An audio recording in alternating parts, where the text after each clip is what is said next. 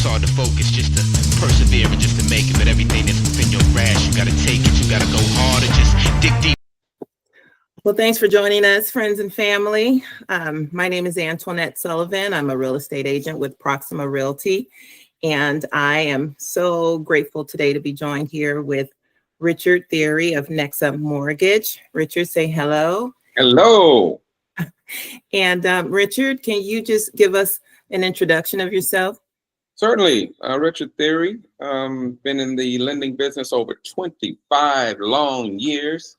Married for 35, parent and grandparent, and tried and true in the industry. Making dreams come true with home ownership, certainly my passion, and looking to even, add more information and things that people can use to get into the home buying arena today with you, Antoinette, and publicly want to just thank you for the opportunity as well.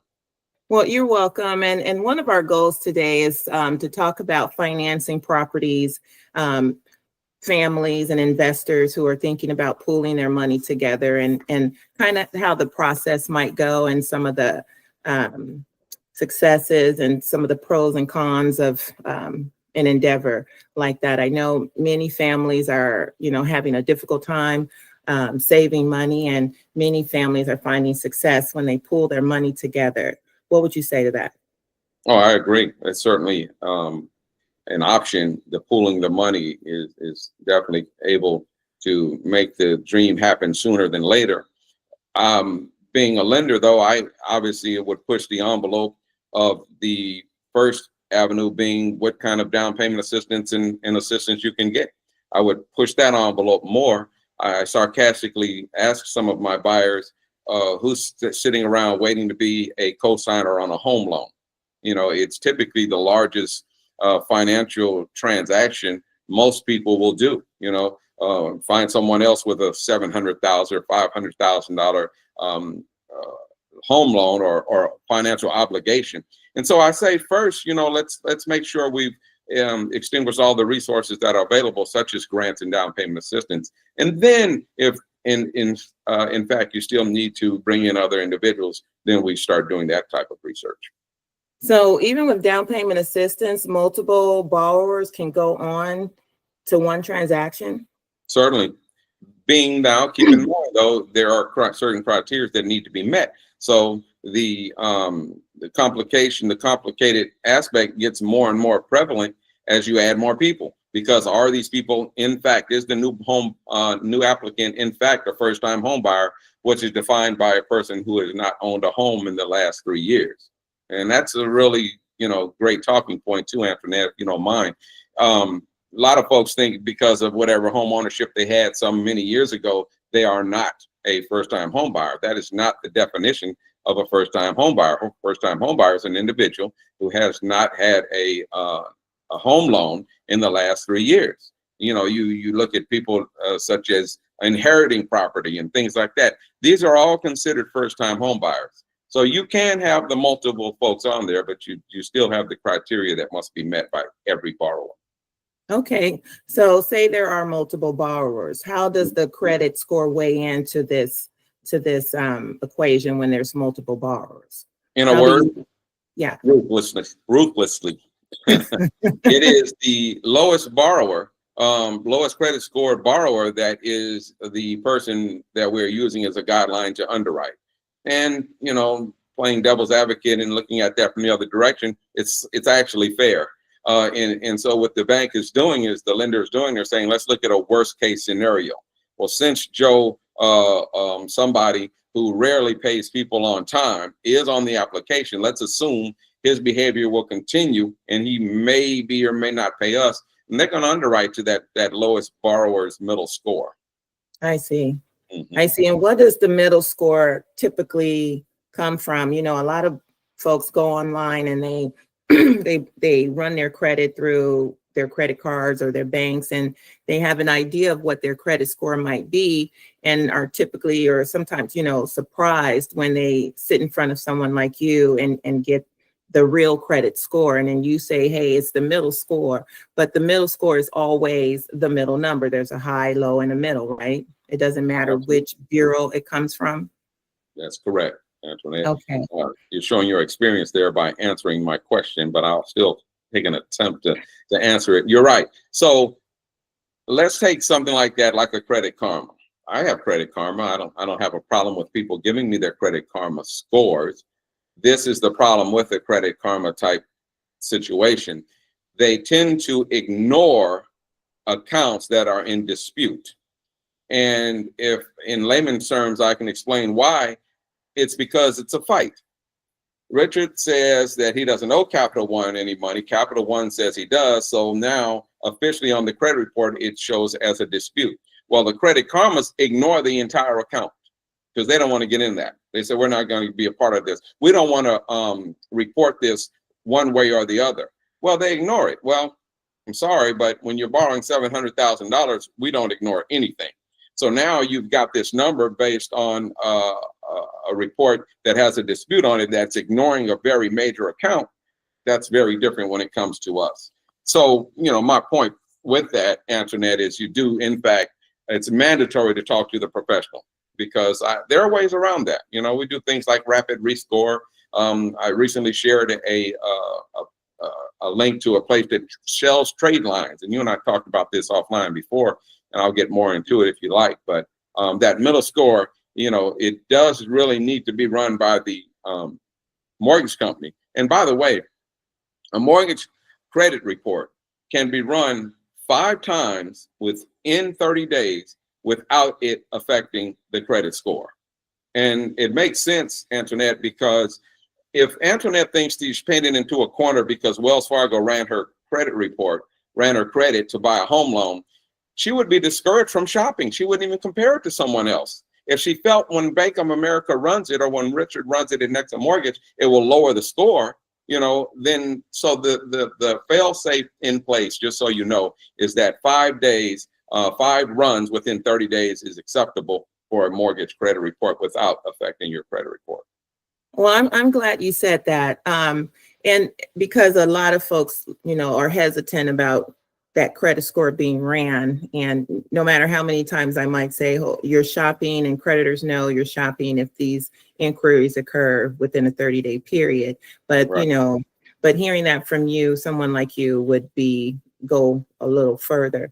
So a lot of people run their reports and they talk to their family and friends, and they've got all this debt, and someone might say, hey, you know, you need to pay down your debt before you go speak with a lender.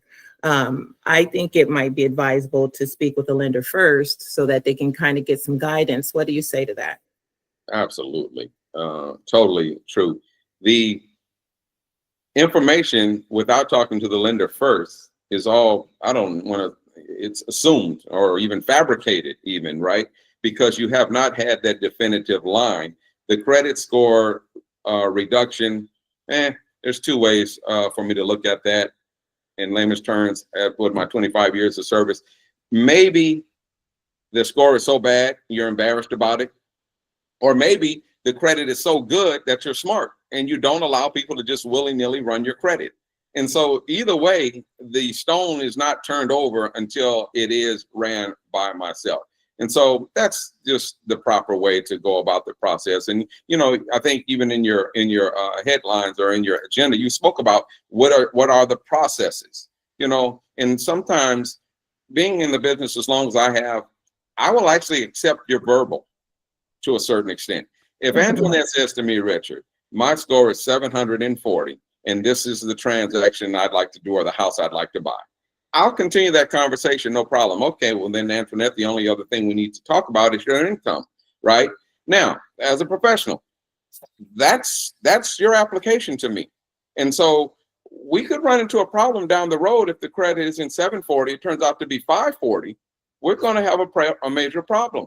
And so there are ways that we could, you know, I don't wanna discourage the conversation because you don't wanna have the credit run, but if you wanna give it to me verbally, I suggest that it's as accurate as you could humanly possibly make it. Okay, so when it comes to pooling resources, group financing, or addressing credit concerns, you play a a key role. Mhm. What advice would you give for families who are thinking about doing this on how to structure their loan? Is there a better or preferred loan product that they should pursue, conventional FHA, VA? FHA is certainly the more lenient product, Sister Antoinette. And the first thing that I will say to that is that in this rate environment, I almost slipped and said higher rate environment, but it's not a higher rate environment. It's a normal rate environment, but that's another soapbox. In this environment, we want to certainly be looking at what the situation is and where the payment is going to fall. And then, now look at what resources are needed. Typically, even sometimes before I'm running the credit right now, Antoinette, I will say to the new buyer, what is it? You referred me someone the other day, and I won't use the person's name, but I asked him, where are you with your eye candy? What do you like? Well, I think I'm going to need something around 600. Okay, well, here are how the numbers break down with an FHA loan at 600. And let's start there. I haven't run the credit or anything, but how do these numbers look to you? Are they overwhelming and whatnot? And so FHA is typically the first direction I go because of the leniency. 57% debt to income ratio is the maximum on FHA. Rarely do you see something over 50 for conventional.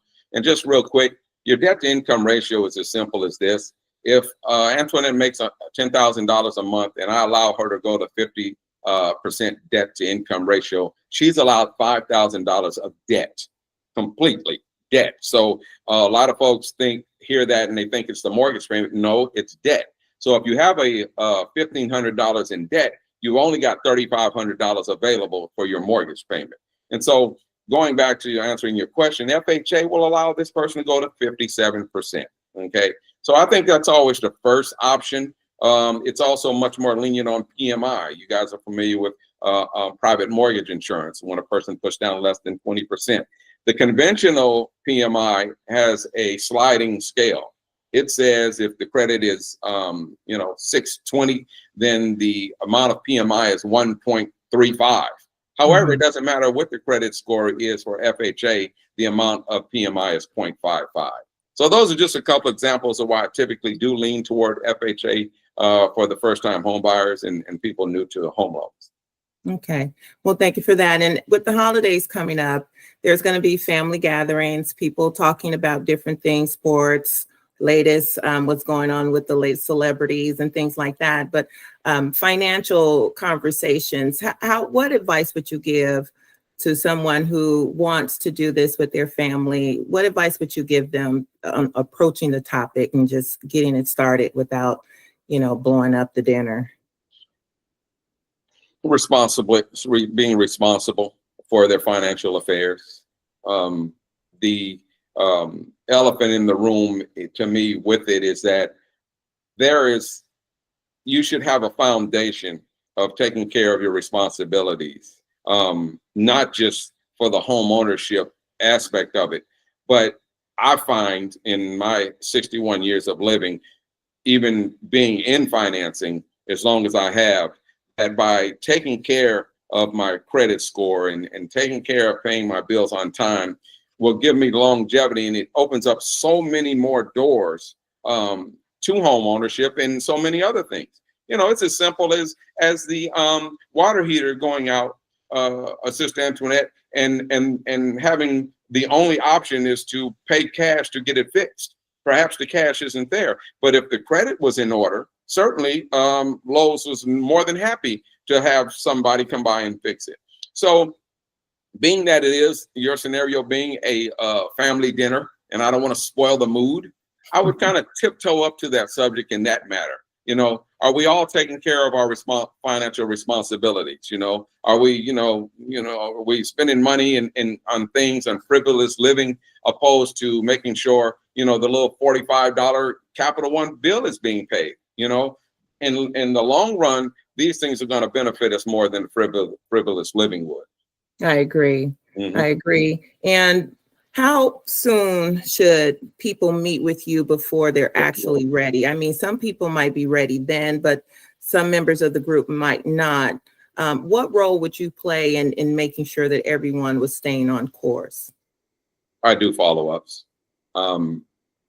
It's usually very exciting for people. I'm working on a rapid rescore now, and this person had a very, very good job history, very good income, but had some hiccups with the credit.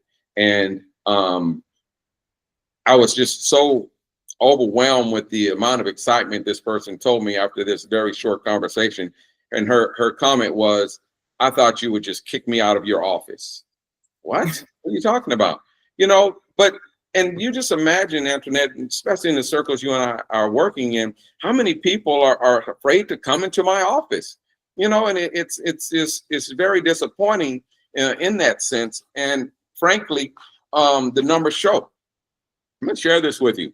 First-time home buyers has dropped to a historic low of 24%. Okay, according to the National Association of Realtors, NAR, right? This is 24% lower. It was 32% last year. It goes on to say that furthermore, it noted that married couples increased to 60% of all buyers, with single female buyers a slight rise to 20%. It talks about demographics, right? It says that 83% of recent home buyers, their ethnicity has been white. 83% of these people that are buying homes for the first time are of a Caucasian. So there is such a demand and need for this information to get to not just to one sector, but to all sectors, that we could get more folks into these homes. So it's just, and so these conversations are mandatory to happen so that we can get this word spread it out to so many more people. And hats off to you for having this conversation on Google's Meet right now. Well, I think it's important. You know, sometimes when I meet with buyers, I get questions thrown at me, and you know, and I know they want to buy, they just don't know where to start, because I know a lot of families, and I can say it's true for my own. We didn't talk about you know, home ownership when I was growing up, and I didn't talk about it with my friends. And it was only until I became a property manager and was around business-minded people and people who used real estate as a way of acquiring wealth that I even start to think that way. And so just creating, you know, events like this to have these type of conversations and to let them know that we're here to help them figure things out and put things in perspective with no pressure. You know, most people think they're wasting our time if they talk to us when they're not ready. And that's, you know, usually not the case, because I love to share the information that I have in order to help them get, you know, financial freedom through real estate. And so is there any financial education programs that you can think of that people can go on their own to kind of increase their financial awareness and learn how to save money and pool money and know what type of properties might be best suited for whatever their goals might be? I would start with setting up meetings with myself or with you or all three of us. You know, you and I have done that in the past as well. And seeing the individual situation. I sarcastically joke with some people sometimes because they'll come to me with an interest rate that they saw on TV. And the sarcasm part comes in, and I say to them, so do you think that everyone that saw that commercial can get that 2% rate? Is that your perception? And what I'm leading into is that each file, each loan, each buyer is looked at based on their own accord. It's an individual transaction. It is not a transaction to everyone that saw the commercial. And so to answer that, I think that the whole point of us meeting on today is to let the invitation go out from both you and I saying, come talk to us so that we can, in fact, understand your story. You know, maybe you are not a first-time home buyer. Guess what? I have programs available to non-first-time home buyers as well. Maybe your credit score is in the low 4s. Guess what? I have ways that can increase that within the next 2 months. But I need to know that. And so to answer that and give that information, I would want to speak with someone directly so that I'm adhering to their specific needs. So why is there usually an educational component attached to the down payment assistance programs? You can't say I didn't tell you so. is the shortest answer. Because like every other contract that you enter into, everyone wants to know that you have confirmed that you were well aware of what it was you were getting into. The first time home buyer class with something that I use for my college FA program, it's an 8-hour online class. I would say 80% of the people that take that class, and it's mandatory that they take it, $99, and they can take it online. It's an 8-hour class. They start and stop whenever they want. 80% of the people that take that class, Antoinette, thank me for turning them on to the class. They find it to be very informative and very useful for them, not just in the home buying concept, but in life. And it's the same, getting back to your family dinner conversation that I would have with people, because the program is great. It enlightens you, knowledge is power. And that's consistent with the stuff that you and I are offering to folks right now. So do they have to engage with a lender before enrolling in any of these programs? Absolutely not. These programs are typically good for 1 year. So you could do that. You could be proactive and ask me for the link, and I'll give you the link, and you can get it without even just knowing that that's done, so that when you are in contract, when Antoinette does find you your dream house and we do write the offer, that you're all set in that regard. It's good planning, frankly. Well, good planning is important when purchasing a home or multifamily complex. And I know that many people are doing that these days and looking out over the country to see where the best deals are. Mm-hmm. So I live in California. If I wanted to purchase property in, say, Detroit or Kentucky, would I have to use a lender in those states? Yes, typically you do, but in many situations, I am only licensed in California. But what we do is, my company Nexa is a nationwide company. We do referrals to these other states. But yes, anywhere the property is typically conventional loans, you would need to have all of that initiated in the state that the transaction is going on. I see. And can you explain a little bit about how the credit score weighs in on the mortgage or the monthly payments? Oh, it's huge. It's huge. The interesting thing about the credit score is that, let's say it's a 6.125% rate, and your credit is very good and mine not so good. We can still both get the 6.125 rate. However, the person with the higher score has significantly lower cost to get that rate. So let's say that rate cost the higher score person $5,000.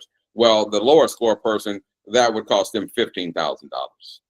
And they would the numbers would be so bad that we would almost have to be considering a rate considerably higher. We would almost have to not say to that lower credit score person, you would do better, sir, taking 6.875. Why? Why is that? I want the one that the higher credit person had. The bank just sees you as a higher risk. And the answer from the lender when it comes to a higher risk is we want as much money up front as possible. I ran some numbers for someone with a 599 middle score. FHA's minimum down payment is 3.5%. Not for that person. The system said for this lower credit having person, we need at least 5% down. You see how the credit score, puts you in different positions. We're back to the conversation at the dinner table again, Antoinette, and it's back to also to the first time home buyer class that you mentioned. All of these things can be done in preparation for buying a home, and these things can be done today, and this again goes back to how, Richard, how would you like to start this process for someone? I would start it with a meeting one-on-one or us three to see where they are and see which direction they need to go. Is the credit score very low? Well, we need to address that. Let's get that higher. And whatever the income is it stable? Have you been on that job for a considerable amount of time? And then maybe we want to see you there a couple of months. Okay. Well, let me ask you this. So does there ever come a time when a lender looks at the score and then look at all of the details in order to determine if someone just had a hiccup this year or last year and kind of make some exceptions? Is there any scenario where some exceptions might be made. If, sometimes a job loss or a sickness could, cause a person to miss a couple of payments or one or two. So what type of exceptions could be given to a serious buyer? I joke with the people, and I talk about the hustle. And I said, there is no bigger hustle than banking. I mean, they're loaning us their own money. I mean, come on, loaning us our own money, right? And one point I can use to make that is the fact that that's already in place, Antoinette. And if your score is lower, then typically you cannot use the automated underwriting systems. You must use the manual underwriting process. That is prevalent and relevant to what you just said, in a sense that the manual underwriting process makes a human being look at this lower credit score. Because this guy was lower than 600, he has to be manually underwritten, because the underwriter wants to talk to this guy. What happened? And that actually is for the benefit of the client. They're hoping that this person says to them, I did have a hiccup. I did have a loss of job. It was during COVID. It was a car that I had co-signed for and had never driven. And here's proof that when the payments were being made, they were all being made by the other person. So that's fine. That is absolutely true, that we can still underwrite a person that has had some problems in the past. Absolutely. Well, that's good news, because I wasn't too sure about how that worked. Mm-hmm. So for those on the call who doesn't understand what the underwriter is, who is the underwriter? The underwriter is me initially, believe it or not. That's always my answer. And of course, I'm being facetious when I say that, because I'm not an underwriter. I don't own a bank. I don't have any money. But my point with the underwriter, Antoinette, is you don't get to see the underwriter until I feel you're approved. I'm not processing your loan and sending paperwork into 11 Mortgage, girl down in Southern California. She's not getting Antoinette's complete application package if I don't feel Antoinette's package is good enough to buy a home. So now, answering your question, the underwriter is the representative. It's the ambassador. It's the liaison to whatever company I choose to put your loan through. I'm a broker, by the way, just so you know, so I can put your loan wherever it best fit. So the underwriter is the person at that location who says, okay, Richard, thumbs up. This thing looks good. Let's go forward. They're also the person that says to me, you know what, Richard, this thing's okay, but there are 4 issues on here that you need to address. That's the person that Richard is speaking to on your behalf. I am speaking to that underwriter and saying, why are you asking for that? Or here it is that I knew you would ask that question, and here it is. That's typically how I would approach that. So the underwriter, to give you the short answer, I would say is the ambassador for whatever mortgage company we decide to put your loan through. Thank you for that. And for people who might have a challenged credit score, what are some things that they could do to get their score up rapidly? Typically, credit has a short memory. If there are long-standing negative credit things, those have usually been passed around. And an example of that is, I didn't pay Capital One in 2013. They chased me and chased me and chased me. And even though they had the best hound dog ever, they never found me. So you know what? They sold it. They said to ABC Collection Company, Richard owes us $300, but we're going to sell it to you. And they bought it. But now the credit collection company, ABC, says, Richard, you don't owe us $300 anymore because we didn't buy this for free. Now you owe us $425. Why, you guys? Because they want to make $125 for finding you and getting you to pay. Well, that situation typically says that there's room for negotiation. So Richard now finds that this is a problem and it's keeping him from doing things in his life. So what Richard should do is call ABC Collection Company and say, look, I started owing you guys $300.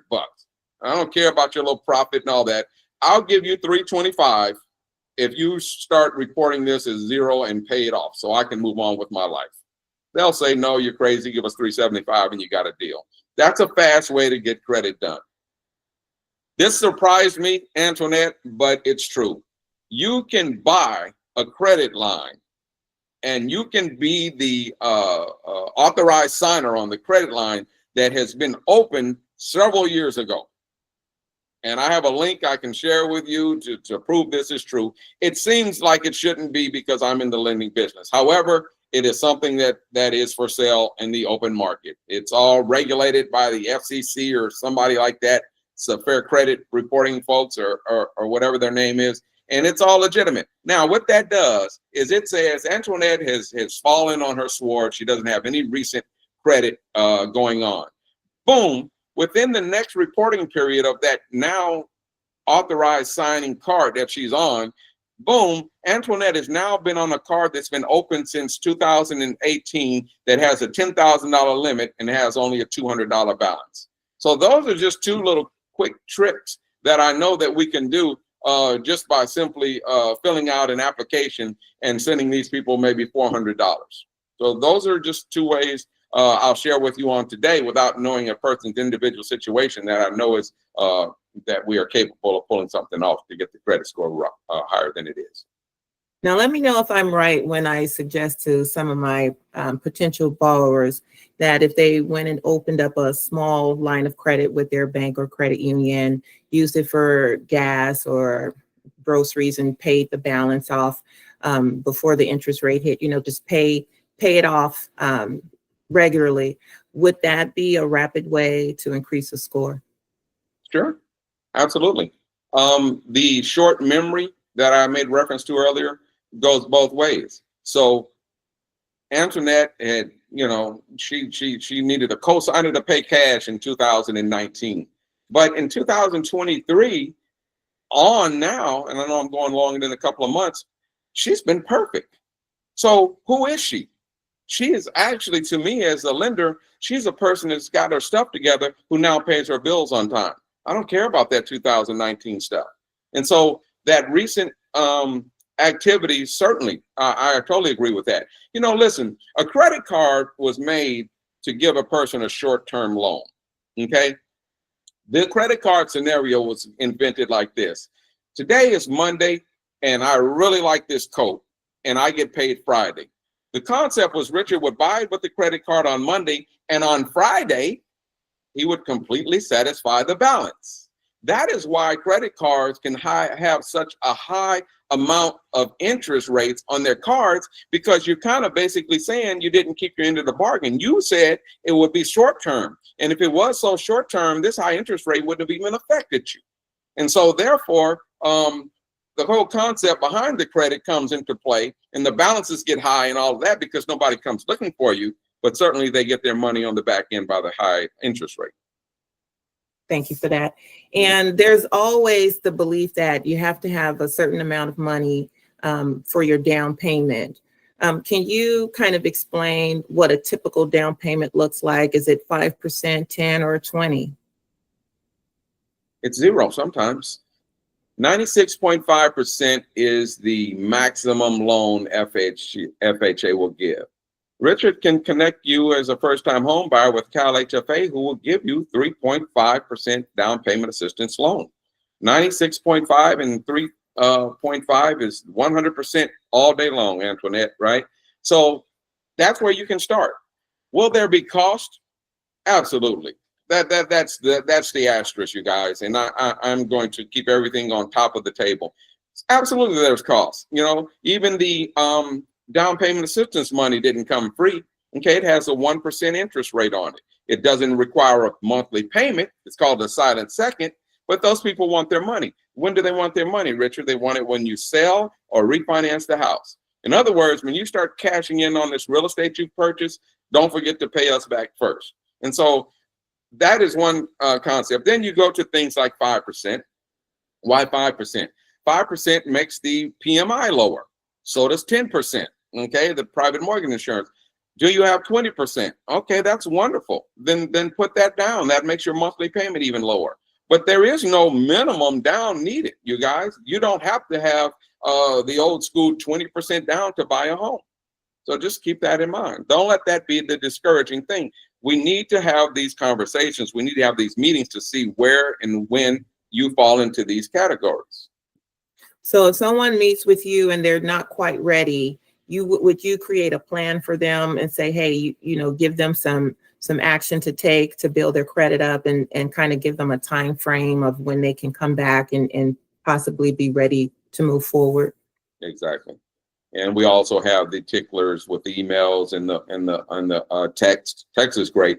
Both of those are non-intrusive, I think. I wouldn't want nobody just blowing up my phone. So I'm probably too humble and empathetic in that regard that those follow-ups would occur via whatever electronic methods we use. Because really, at the end of the day, the energy has to be on both sides of the fence, right? The old "you can lead a man to water, a horse to water, but can't make him drink" concept applies here. So yes, absolutely, we're following up. Yeah, absolutely. I'm reaching out to you saying, the 6 months has gone by. Have you accomplished the things that we need you to accomplish? We'll put those type of things. And this is why almost everything, I shouldn't even say most, everything should be communicated in writing.